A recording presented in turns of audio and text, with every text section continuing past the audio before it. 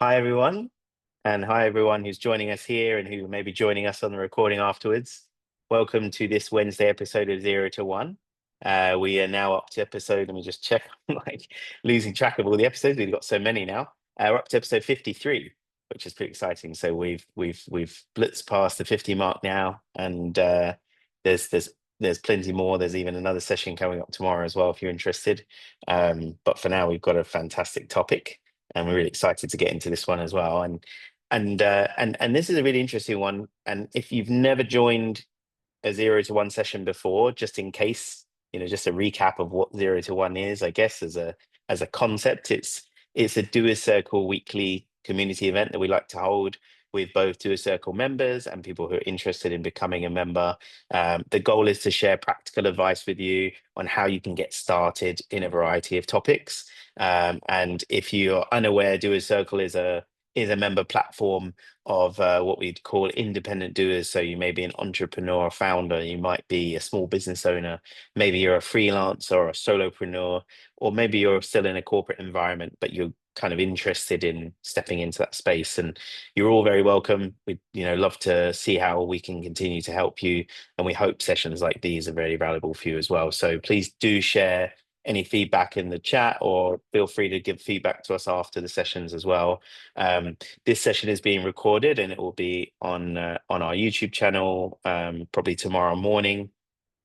But yeah, we're absolutely excited to kick this one off, and I think it's such a relevant topic for any of our members. So I mentioned just then, Vanhishikha, like the variety of members that we have, and the reality is, if you're a solopreneur or you're a freelancer, you're operating like a one person business, a business of one in a sense. Or if you're a small business owner, then of course you maybe have multiple staff, multiple locations, and it's still so important to be found.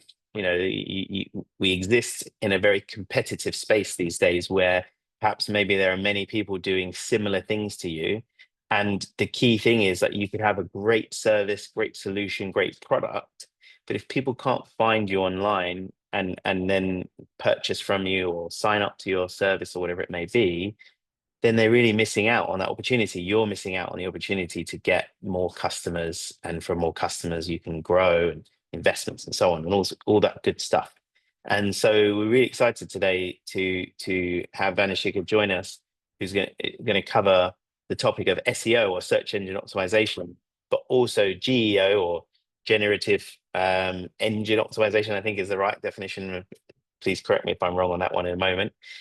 Because now, of course, obviously with AI here, people kind of think, okay, well, if I'm doing all my searching in the chat GPTs and Claudes and perplexities and so on, then do I need to keep an eye on SEO still? And the short answer is definitely yes, but the longer answer is you'll see why during this session. So without further ado, I'll stop rambling, but really great to have you here, Vanhishikha. Thanks for joining us.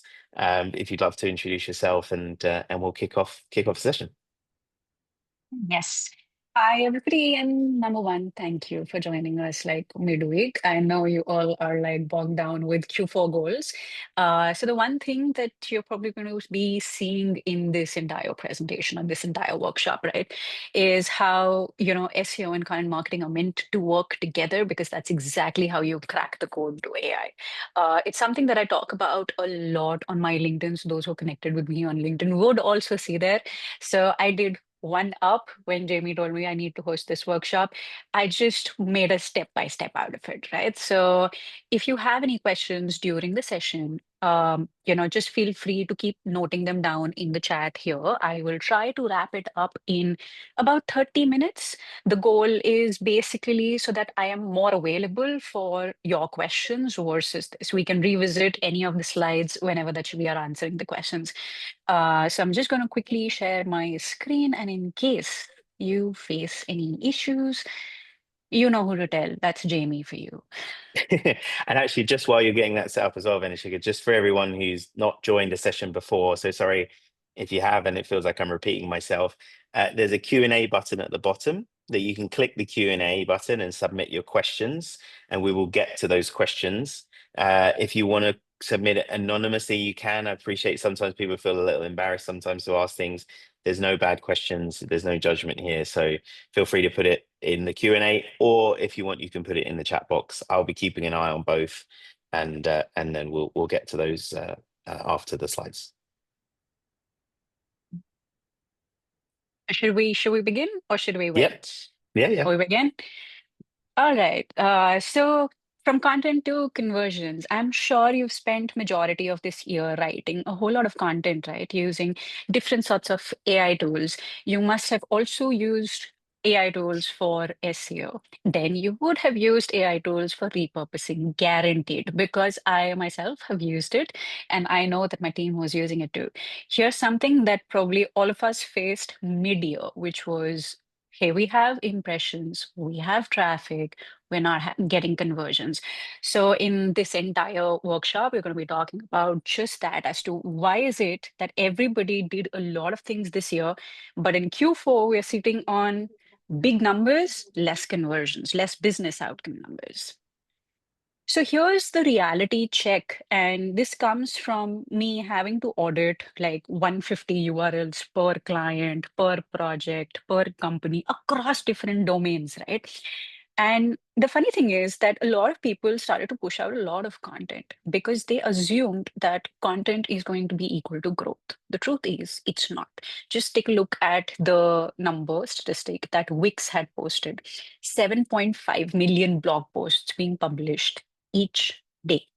Now, if you're just getting started, it's obvious that you're not going to be one of those people who are going to rank on day zero, right? You're also not going to be one of those people who show up suddenly on GPT, right? Unless your content is so specific and so relevant to your TG. Now, AI has made, creating content really easy, but what AI does not do is get the thought in your head outside. And that's what your target audience really wants. So a couple of things that, we've found over this entire year and we're trying to fix for a lot of people. And there's this reason why we're hosting this workshop too together, right? Is that visibility is shifting. Clicks from Google have dropped. AI overviews and LLM answers are becoming a very big thing. I mean, there have been folks who've kind of connected with me on LinkedIn saying that, hey, we found your post answering something on Gemini. Never in my life did I imagine that my LinkedIn post, which is sometimes a rant, is going to show up on Gemini, but it did. Traditional SEO alone is not enough. AI obsession alone is also not enough. So what you need is an integrated growth playbook. So who am I? I'm going to keep this super short. Anybody who's interested in knowing more about me can connect with me on LinkedIn, right? I'm the founder of Contensify. We have been doing content marketing and SEO for the last, me, 13 years, the company, 11 years. And our goal is not to, provide those vanity metrics to our clients because we work with B2B SaaS. Our goal is to be able to make them rank for keywords that actually matter, make them get that traffic that has the potential to convert versus just a vanity metric that looks good on the report. And I am going to be basically sharing everything here that we are implementing since the last 2 months for a lot of new projects that have come into the company. So here's a growth equation I want you all to keep at the base of in everything that we will be talking about during the workshop, right? So growth is actually equal to content plus SEO plus distribution. It was never meant to work in silos. Whoever created this silos was probably also in charge of having girlfriend days, boyfriend days, etc. Right? These were trends. And honestly speaking, when we say growth marketing or when we say content marketing, if you think about it, content marketing, it was always meant to do marketing, but we chose to just pick up content and then over obsess over creating a lot more versus what was really required. SEO, it meant search engine optimization. What did we tailor it into? We said search engine means only Google. Since when? Right? Since when? We also search on Pinterest. We also search on, before AI, we were searching on even Instagram for that matter, anything that we are interested in. And now that AI has come in, there are further more platforms. So it's technically search everywhere, or you can actually just call it search engine because different platforms search is search. So The one thing that I do want you to understand is that conversions lie at the intersection of three things today: content, SEO, and distribution. And when I say SEO, it includes the AI obsession as well, right? It is not, AI does not lie outside of it. It just requires more work that you're going to have to put into traditional SEO strategies versus something which is completely detached. So, what are we going to cover? Number one, which is competitor analysis that actually matters. And why do you need it? Finding your content tilt, because honestly speaking, I'm tired of repeating myself to a lot of companies that I speak to who come up to me and say, hey, we've been doing SEO, we've been doing content, and we're not getting results. So I'll tell you exactly why you're not getting results. Pillar and cluster frameworks for scalable SEO growth, because one of the fundamentals, you know, how we say certain things stay in fashion all the time, that's your pillar and cluster. And that's what even AI is asking you to do. And then, of course, distribution, because LLM and traditional search require you to focus on it. And like I said, content marketing is marketing. All right, the number one thing that we do want to look into, right? Competitor analysis has to be broken into two parts: direct and indirect. I know a lot of companies would probably just focus all of their efforts into one side, which is looking into their direct competitors, right? Now, usually we're like, hey, you know, I run a jewelry brand. This is the jewelry brand that is focused on my area. Let me just target them. Or I have a project management software, so let me pick the top three. But do you also realize that there is a very high chance there is a DIY shop? Jamie, very quick question to you over here. Would it be possible for me to take a 1 minute pause? One Of minute course. pause. Yeah, of course. Yeah. Yeah. Apologies, everybody. I'm so sorry. Just one. No, no problem at all. Yeah, actually, I mean, just on that point, Vanhishikha, and for the audience, like from my point of view, I think when you do competitor analysis, it is a bit difficult sometimes in that a brand might just think about a very obvious direct competitor when actually the indirect competitor could also be somebody who would prefer to buy a completely different solution, but it still meets their goal. Or maybe the competitor is actually doing nothing at all, the status quo. And that's something that we hear about a lot. You know, it's almost like, what if I did nothing instead of doing it? Oh, precisely. So one of the things that, you know, I had to learn the hard way in 13 years was this. When I took only direct competitors into account, I realized I was losing a lot more traffic to my indirect folks. Think HubSpot, right? Now, when you're searching for a productivity hack, I'm pretty sure you come across HubSpot's 3 articles minimum, right? Are they a productivity solution? No. But have they written about it years ago? Yes, that's your indirect competitor, right? So, number one thing that I do want you to remember is that whenever that you're doing content competitor analysis, your direct and your indirect both matter. You don't have to take almost all the companies under each bracket into account. Three each is more than enough. Now, why is the current competitor analysis broken? I'm pretty sure all of us have seen how we do competitor analysis, right? After I'm done with the deck, I will actually show you on Semrush what is the very basic way of doing competitor analysis. We just try to see which is the overlap keywords, which are the missing keywords, where are we strong, what's missing, and that's about it. Because it's easy, right? Imagine if I could just tell you that, hey, these are the keywords that your competitors are targeting, and these are the keywords that you don't have on your website. That's it. That's a very direct path of you creating content, for instance. But is that enough? Not. Most of these tools actually show you what is working, what is ranking, but it's not showing you why it's ranking. The why is critical in this situation where practically everybody has access to creating AI content. They can publish as much as they want across as many platforms as they want.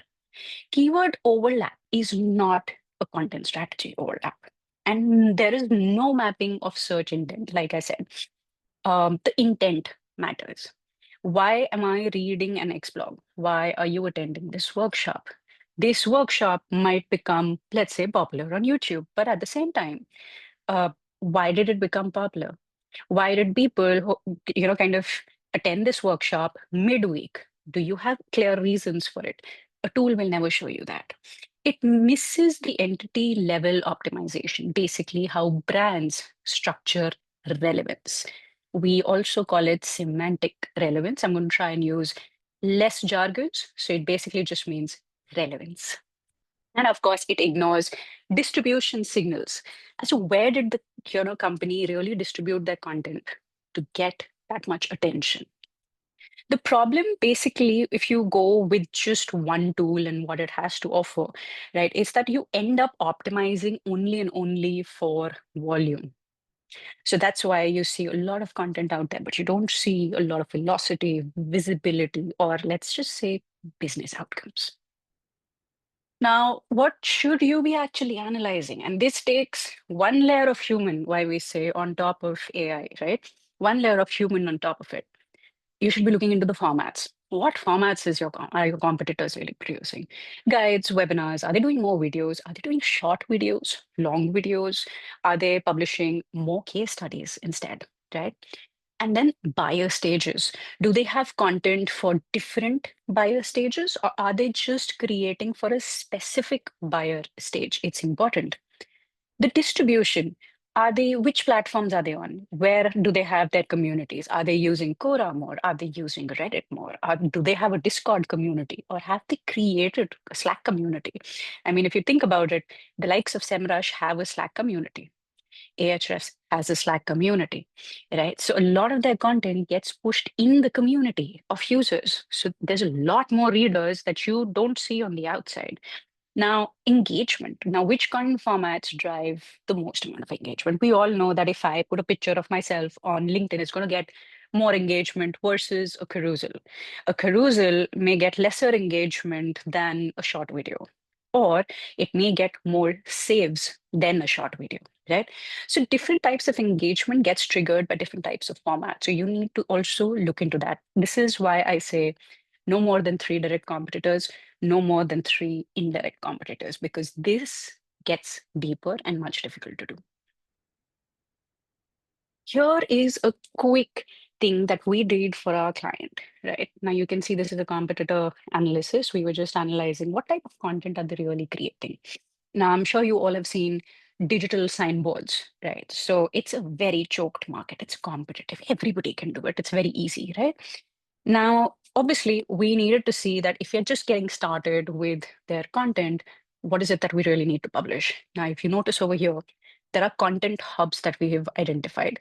Do they have a blog? Do they have a video section? Do they have a help center? Are they doing webinars more often? And then the very next thing is the publishing frequency. Are they publishing every single day? Because that's going to be very hard to compete with.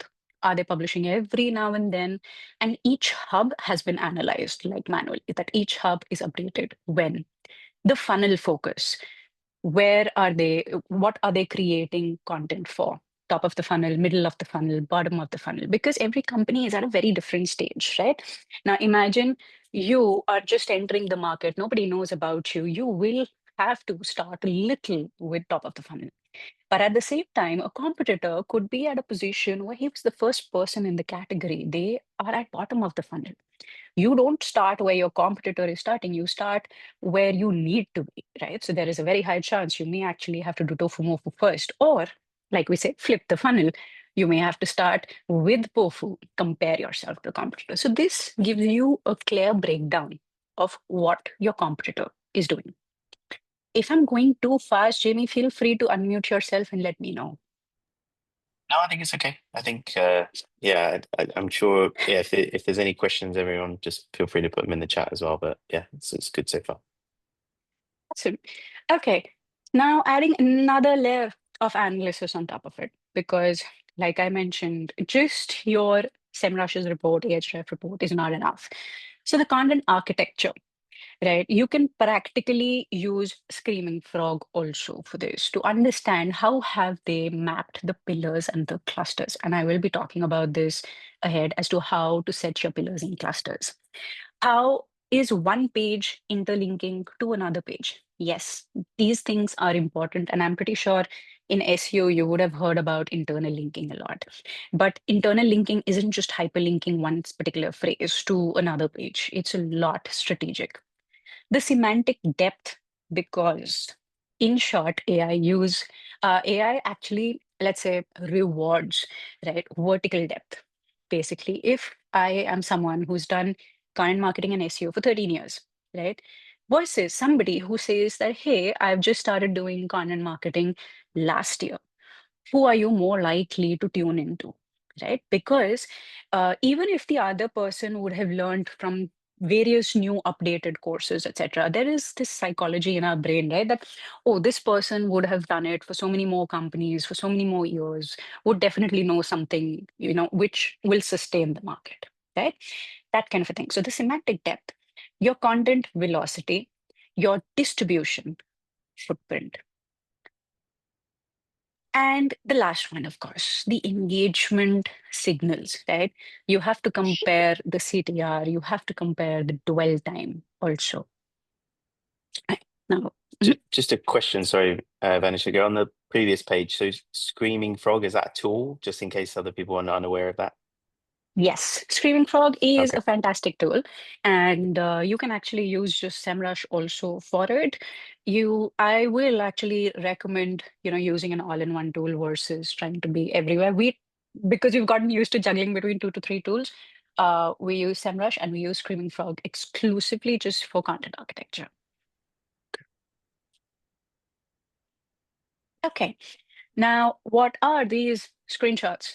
Do you remember the Wayback Machine? I don't know how many of the attendees remember this, right? Yeah. It's a fantastic way to know when your competitor updated the last thing. The more number of updates they made, the faster they were moving, the more A/B testing they were doing. And of course, the content is now performing. It's a great way to go back and use this. I do not see a lot of new marketers using Wayback Machine anymore. Right. This is that does not look good kind of tool. I agree. They have not updated their UI UX, but it's still handy. Right. And of course, then how to extract the URLs from archive.org. Why? Because as you know, every company pivots, right? I could be a content marketing agency today. If you met me, let's say 5 years ago, we were just doing content marketing. But then we gradually understood that, hey, content and SEO work in tandem. So we had to also bring in SEO. So we had to adapt our messaging. Fast forward today, we use SEO in our messaging. If you were using Wayback Machine and archive.org, you would have been able to map that out if you were a competing marketing agency. Now, here's a small gap discovery grid or a framework, right, that you can practically use. It's pretty simple. Competitor content, the format that they used, the buyer stage that they were targeting, what is the performance, their semantic depth, their distribution, and gaps/opportunities. Why? Because it's the gaps and the opportunities that you would be tapping into right now. Because imagine writing another blog on 5 productivity tips for marketers. There's no point of it. Like the likes of HubSpot have probably written it 1,000 times already. But if there is a gap of you identifying that those 5 productivity tips don't have real examples or stories, then you write that article, but with real stories. Maybe you talk to me, maybe you talk to Jamie, and you get our tips and you infuse it in as a quote. Now your article is actually, stands a chance to rank. Could Here you is, also maybe niche down a bit more as well, Vanhishikha, on that? Like if it's Mhm, productivity, but it could be more specific, like, I don't know, uh, a certain industry productivity or something like that instead. So that way, then maybe you've got a better chance of mhm. ranking. Oh, absolutely. One of the things that I do recommend right now, right, is that I know it sounds easier and the volume sounds bigger for a keyword like productivity tips, right? But narrow it down. Productivity tips is like talking to everybody. It could be the house help. It could be somebody who is doing a blue collar job. It could be a marketer. It could be absolutely anyone. Who are you talking to, right? So narrowing it down, that's actually a very, very good question, Jamie, is good for you. And no, you're not letting go of volume because you're going to be writing something like productivity tips for social media marketers or Let's narrow it down further. Productivity tips for Instagram marketers. Why? Because they have to keep up pace. Productivity tips for TikTok creators. Let's go at extremely specific. Now you're just also mentioning platform, you're mentioning the type of user as well. Right. So the more narrowed down it is, the better it speaks to your audience and the more chance of it showing up for the right kind of questions in GPT. Here is another example, by the way, of the same. I'm sure you have seen all of these articles a lot. They're pretty common, and I would say, you know, you'd still need them, unfortunately, right? It's like, you can't do away with the basics like having a website in place, even if, there's AI in this world. Uh, Pretty much similar to that. You do need these articles, right? So let's take a case example here. Now, the competitor has written top 10 blogs, right? Top 10 tools kind of blogs, a lot of them because they want to capture the bigger keyword. But they haven't covered any case study, right? There's no ROI of using the tool kind of study or a customer testimonial coming from them. Now, what can you do? You can actually create an ROI driven pillar, right? Which talks about X best tools to get 50% higher reach on Instagram. Now you're talking to me because I am struggling to expand my reach on Instagram, right? So now if you see this is a layered sort of content approach that a lot of companies that are doing well on search, and by search, I mean all the platforms, including AI, is that you don't just write that generic list. You also support it with a case study. And that's where the case study comes in. PandaDoc is a beautiful example of how good SEO is done and how well you can adapt for the changing digital landscapes by just getting some of the basics right, but also keeping in mind what the new requirements look like. Now, section number one, which I have been talking about a lot, right, is the content tilt, right? What is the content tilt? Okay, think about how, all of us just have a lot to say. Now, content marketing in general, what is content? What is marketing? What is content marketing? How to write more blogs, et cetera, et cetera, et cetera. Usual topics, you've heard about it a lot, many times. What is your unique perspective to it? That's your content tilt. And that's what you need when the market gets very, very noisy. Now, here's the generic trap, right? When you don't have something unique to say, you're going to end up creating something real dead simple, like the 10 productivity tips or the 10 SEO tips, right? What's the point of it? The big players who have been in the ecosystem are going to rank. Now, what if I entered the market and said 10 SEO tips that will keep you alive for the next 10 years? And I have a unique perspective in it, which says that, hey, you should have your branding in place, you should have this in place, but I have a unique thing to say. That's your content tilt. So, what really is it, right? A couple of things. You become a category creator. You have an opinion that challenges what most people are talking about. Those are the people that usually go viral as well. Data ownership, people who share reports, data, first-hand data, and a customer-centric POV, right? You're not just writing generic content, you are deep diving and narrowing it down. And you bring in your own experience or your own studies or your own opinions to the forefront to create content that isn't copyable because everybody is able to create the generic stuff. This is a quick example of what a content tilt really looks like. There's a large content category, then there's your content. The overlap is what you're looking at. That's the sweet spot. Now, everybody wants to talk about content marketing, or let's say everybody wants to talk about SEO. My content is about how you should integrate content marketing and SEO. My sweet spot lies in talking about content marketing and SEO in the same breath and never separately, right? So that people get used to hearing it often. Here's a simple tilt discovery framework. And because we will be sharing this deck with you after the workshop, I'm not going to walk you in detail through this. Very simple questions over here. What do we believe that others don't? What data or stories can we share that others can't? How do we solve problems in a non-obvious way?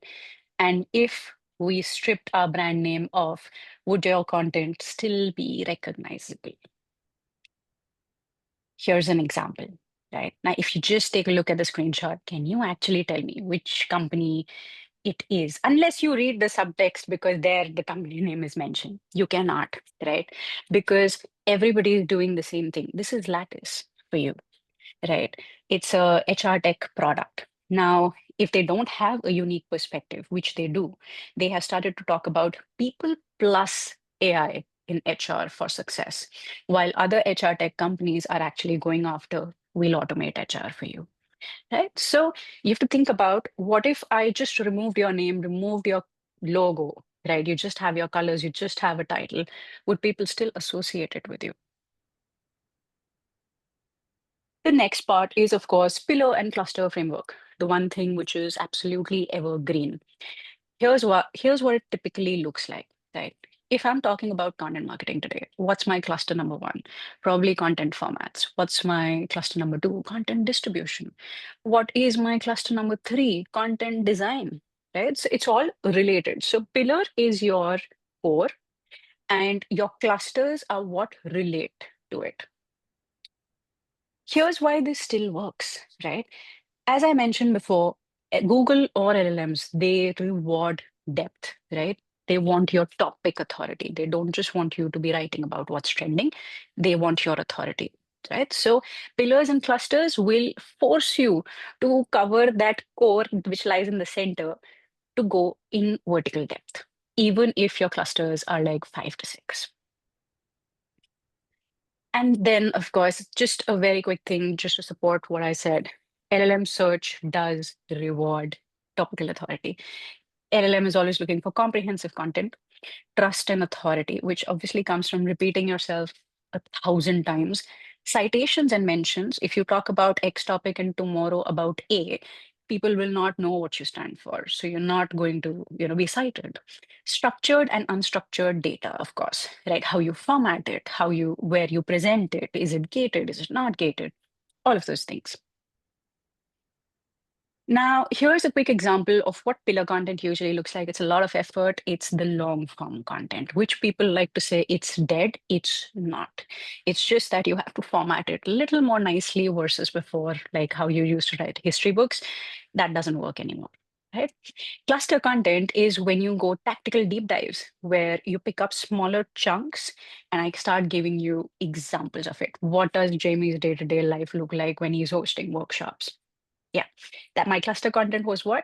How to host workshops where people remain engaged for an hour. That was my cluster. Here now I'm breaking parts of it. This is a visual description of basically what a pillar page looks like and how it internal links to all your cluster pages. Happy to deep dive into this as well later on. Now, advanced execution tips over here. One of the things that I insist on doing is that always map your clusters to awareness, consideration, and decision, the minimum, right? There are furthermore stages in terms of intent, but I would just recommend that, you start with these. Add multimedia wherever possible. Nobody likes to read chunky text, right? So try and use GIFs, maybe videos, screenshots. If nothing else, make a meme out of your own screenshot or a selfie, right? Refresh your clusters quarterly. Do not obsess over going per month, per week. You can just do it quarterly so that search knows, hey, whatever topic that you wrote on, you're also maintaining quality there. And build internal link loops. It can't be that you publish something today and you don't internal link to a blog that was done 2 months ago, or that 2 months ago blog does not internal link to the blog that I published today. So it's not just, from new to old, but it should also be from old to new. It has to be an entire loop. Here is another example, which I'm not going to walk you through in the call so that we can save on time. And of course, distribution for LLM search. I know that, everybody likes to create content. There is this one bad job that you also have to do, which is called distribution, taking it to your audience, right? Why is distribution important today? I just want you to take a look at the screenshot, right? When I said, which is the best AI content writer, okay? And I went into the sources that Perplexity pulled those answers from. Can you see Reddit there, apart from the blogs? Right. Reddit is not a traditional publishing platform. It's a distribution platform, right? And it's not just Reddit that comes up. Sometimes, like I mentioned, LinkedIn posts come up, Instagram posts come up, Quora posts come up, right? So you have to ensure that your content is available in these platforms so that even AI can fetch it for you. Here are some key distribution channels I do want you to consider. And of course, you don't have to be everywhere. I'm not everywhere, for instance. Social media, LinkedIn. I'm very active on LinkedIn. Twitter, I'm just getting started, but it's okay to, kind of narrow it down. Communities, Reddit, Slack, Discord, Quora, etc. Me, I'm available in Reddit. I've just begun, right? Because I realize how important it is. But I'm very, very active on Slack instead, right? I'm very, very active in LinkedIn communities instead. Partnerships, this you have heard of, guest posts, podcasts, co-marketing, anything that helps you boost your authority signals. Owned channels, these are yours, entirely in your control. The webinars, the workshop like Doerscircle is doing. Newsletters, your YouTube channel, all of these are distribution channels, not just marketing channels. And what should you really be, kind of doing to distribute well? It's not just taking one link and then publishing it across channels. Of course, you can do that, but you can do that just once. But are you saying that the content that you create is worth distributing just once? Also, no, right? So you repurpose your pillars, you repurpose them into different formats. You seed those different formats in different communities based on what type of people are there, what are they more likely to engage with.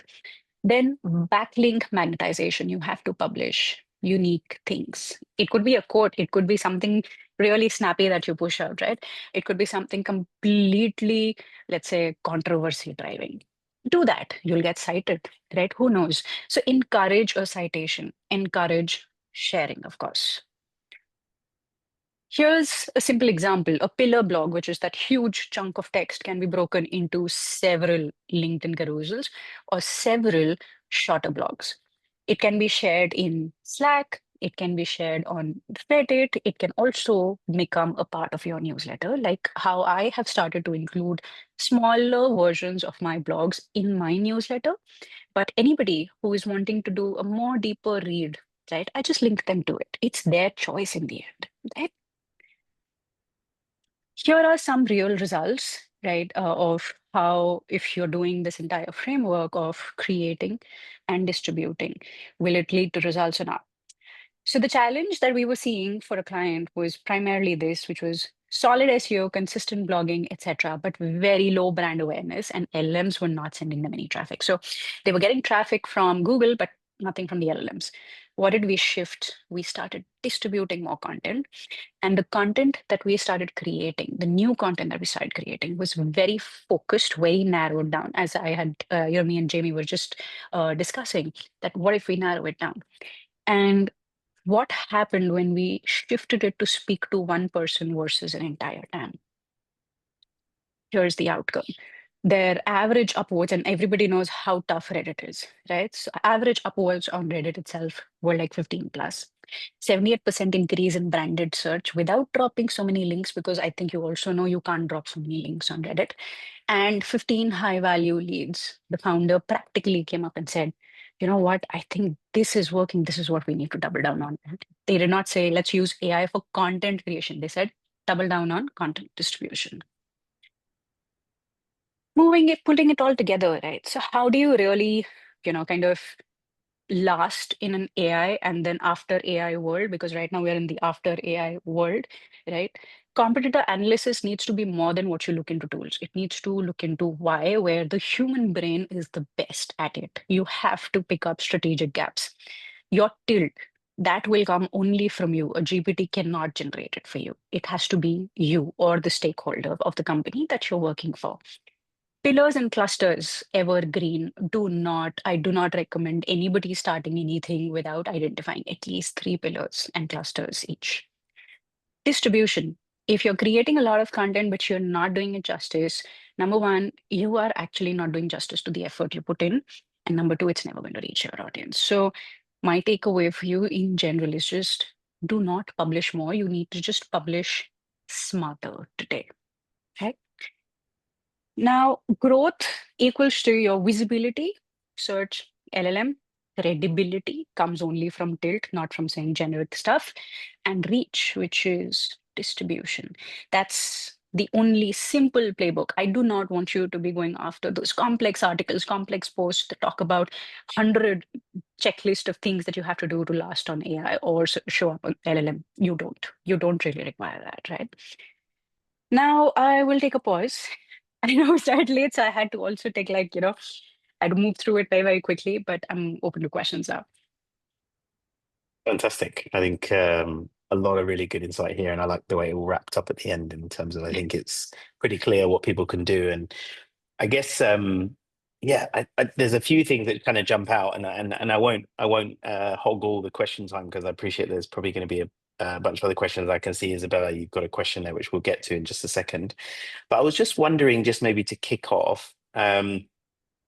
Because we do see it mentioned more these days, I guess, is this like there seems to be I don't know, not no accepted wisdom around people generating content through AI tools and then publishing it, and whether that will maybe have a detriment to their ranking because it's maybe not seen as authoritative or it's not seen as new content or something like that in that sense. So like what's your point of view on that, given that you're a lot um, more of an expert in this field in that sense about people using those tools to create content or even maybe just to support the content creation? Mhm. There's one part that I could not pull into this because it got published very, very recently, and I saw it in the morning today.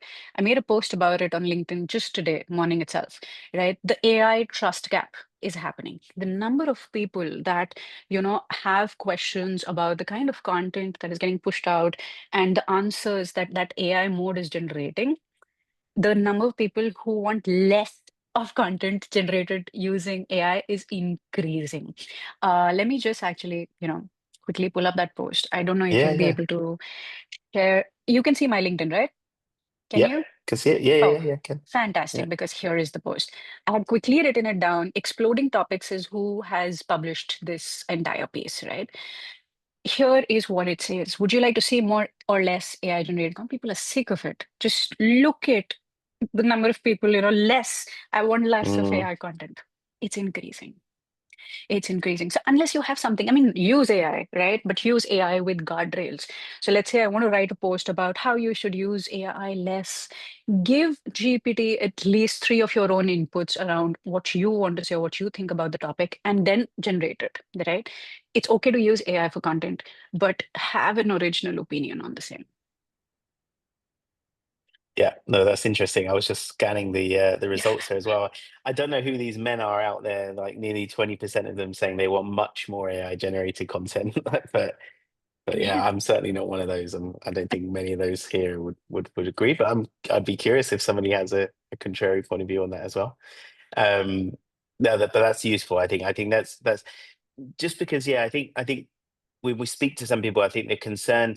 I look generally the concern is we work with a lot of early stage founders, solopreneurs, and so on, and I think they realize that this is important, but they also don't necessarily realize how important it is versus other things they might be doing if they're juggling many different hats or responsibilities in building their business. And so I think then there's always a kind of an ambition to maybe cut some corners where they can or just do something more efficiently.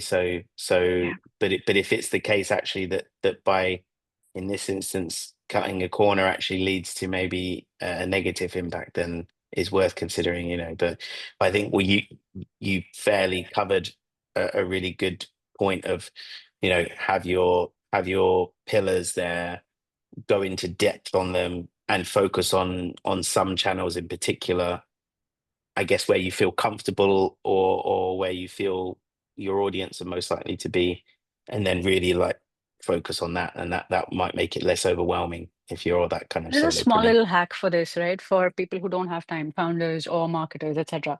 I'm sure you have those hourly calls or 30-minute calls every single time. Whenever that you get started on a project or whenever you get started with marketing, you are definitely hopping onto that one call to discuss marketing goals, etc. Right? Record it.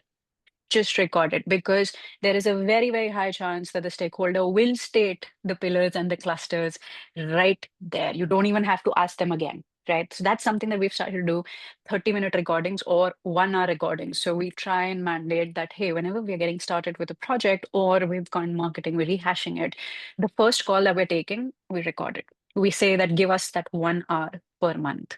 It's not necessary that it's going to take the entire of 1 hour, but at least, 45 minutes of it. So you get your answers to practically everything. That's fantastic. I think, yeah, and it just makes it more digestible. I guess you can actually touch on that as well. And so Isabella, so it is Isabella's first question.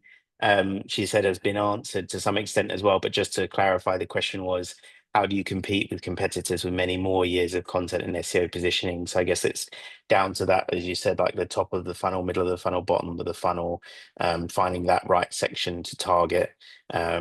And yeah, I mean, you mentioned HubSpot as an example earlier. I don't want to interrupt, but yeah, they're a bit of a beast when it comes to content in that sense. Like they tend to rank quite well.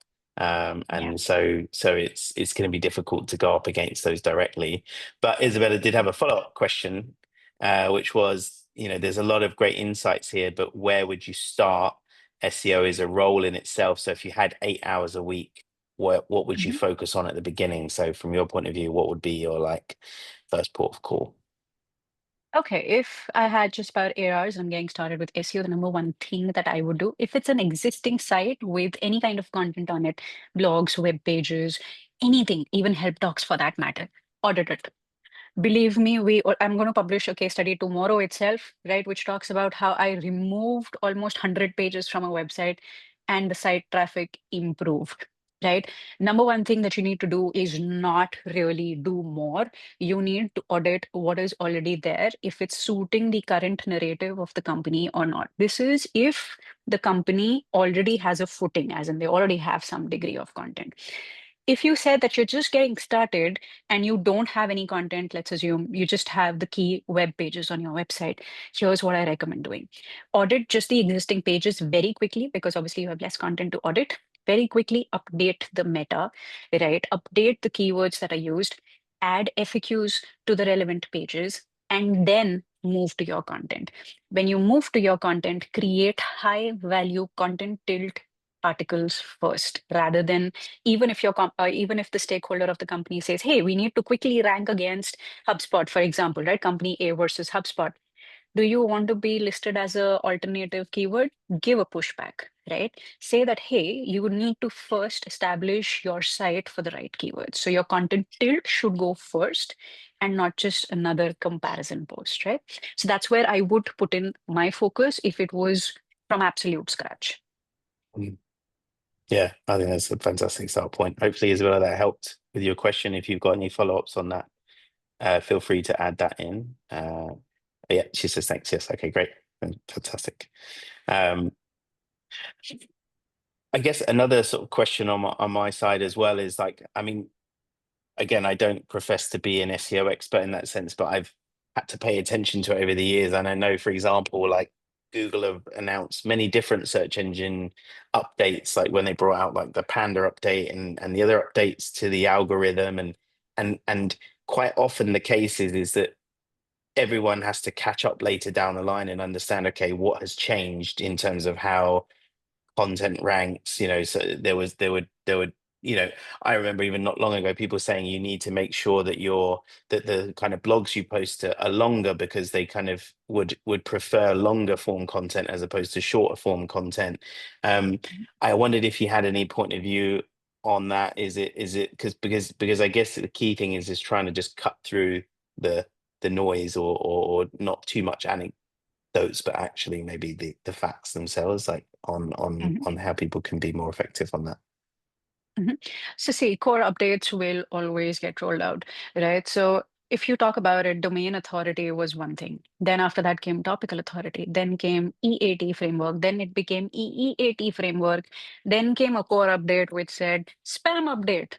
And it removed practically everything, content base, everything that was written 100% with AI, no unique perspective, etc.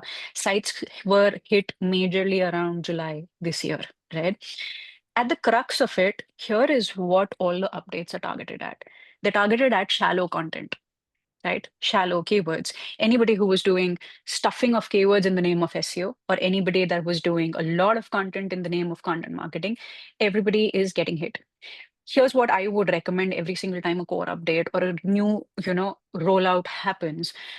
Please, if you're not really, going into spammy tactics, because creating a lot of content is almost similar to spammy content, Yeah. right? So if you're not doing that, you're safe. Honestly speaking, none of the people that we work with, or not even us for that matter, and I'm sure you know how many marketing agencies are out there right now, right? So we did not get hit in such a way that, oh my God, suddenly our pipeline was like gone, right? It did not happen. Why? Because when everybody was creating a lot of content using AI, we were like, do we still have to? Do we really need to? Can this just be a social media post rather than a blog? So I would just say that please ensure that anything that you do, whether you're using an automation, you're using AI or whatever, it is targeted at adding value. Any core updates, whether it's on social media, it's on search, it's on AI, everything is focused only on one thing, which is value to the person searching, right? So just think about that at the core of it. The rest of it actually pretty much gets sorted. So do not look at any of those posts that say, after this update, so and so tactic is dead. It's not. Mm. You probably were doing it wrong. Yeah, I love that. And I think that's if anyone takes anything away, it's that shallow versus depth, having that depth, really kind of focused on something particular and do it well.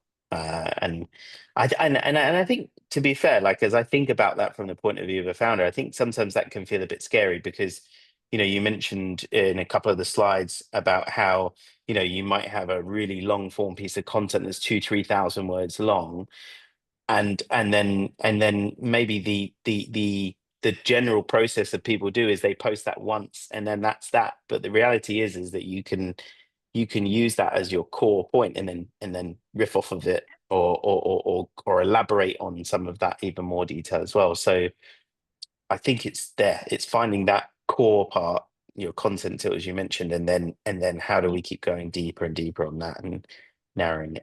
So yeah, I think if anybody's unsure about some of the jargon and things like that, just think about how you could go deeper in your own service offering, your own product, or whatever it may be, relevant for you. Absolutely. I mean, if I start writing for maybe, just Instagram marketers, I obviously will not be able to churn out 3,000 words on it, maybe 1,000 value-packed words, right? But if I want to talk about marketing in general, that entire guide could be 3,000 words. But now if I have to just narrow it down, it's just 800, 1,000 words. And it's okay. It's okay because it's talking about one depth topic, which in turn links to my bigger piece. And that's fine. So, if somebody is wanting a full guide, you have a full guide. If somebody doesn't want that, you have your clusters and topics for it. Yeah, fantastic. Okay, we're getting near the end of the session now. So any more questions, feel free to put them in the Q&A or in the chat, or any comments as well. Love to understand from everybody where you're at right now. Maybe we could, and I know we maybe could have done the pulse check at the beginning, but if this is something that's like absolutely brand new to you, feel free to just put a note in the chat if this is, if this is something you're just getting started with, because I think, obviously Vanhishikha's got a lot more value that she can add as well. So maybe if you just want to put up your slide with the QR again, so that people know how to connect with you afterwards.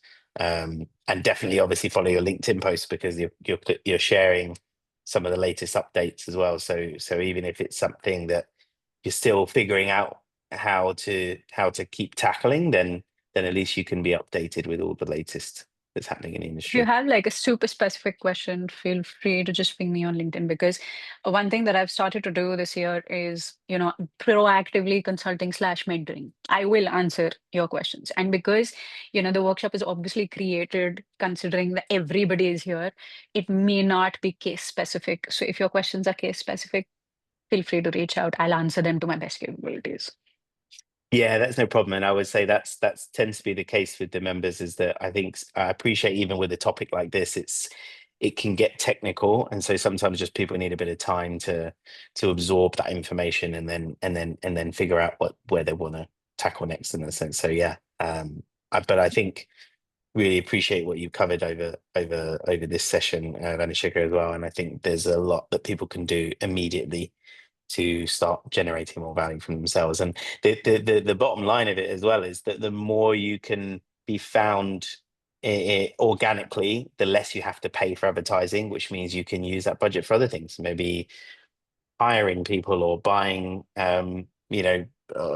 investing in something else, or developing the product, or just doing a whole load of other things instead of having to just constantly pay for adverts, when actually, the best traffic, the best converting traffic is always going to come from people that find you organically through your efforts. Great. Yeah, and I see Isabella's message as well. She said, thanks so much. Great session. For an overview in technical, yes, technical, but still good to know this knowledge. Yeah. And then that's it. Like, don't fear, you won't know everything from day one, but it's the beauty of, I guess, of search engine optimization is that it is an investment of time. It takes, it's not something you see immediately, but you know, bit by bit by bit, it compounds and gets better and better. So But it's definitely not complex. Believe me, I used to think tech SEO is very, very complex. It's not. So Isabella, if you have absolutely any questions around tech SEO, hit me up. I will equip you with tools. I am an engineer, so I understand tech, yes. But at the same time, I'm also sometimes really overwhelmed by it. So now I found hacks to do it. It's easy. It just requires logic. fantastic. It's easy. Sounds good. Fantastic. Okay. We'll wrap up there then. But thanks everybody for joining us. And we have another session coming up tomorrow as well, which is another interesting topic. It's to do with how sports can kind of help you in your business role, in a leadership role as well. So if you're feeling a bit sporty, or you're just interested to see how those two stitch together, then feel free to join us in tomorrow's session as well. But otherwise, we hope to see you in a future one. And Vanhishikha, again, thank you again for your time today. Really appreciate that. And this was a fantastic session. I'm sorry if I had to fly through it, but we started kind of late. No, absolutely, it was good. So Yeah. open to follow-up questions. And I will definitely stay in touch with you, Jamie, because the next time I'm letting you speak. I'll be there. Yeah. Let's Yeah. get that in the diary. Great. All right. Thanks everyone. Have a great rest of the Thank day. you, everybody. Bye-bye. Bye.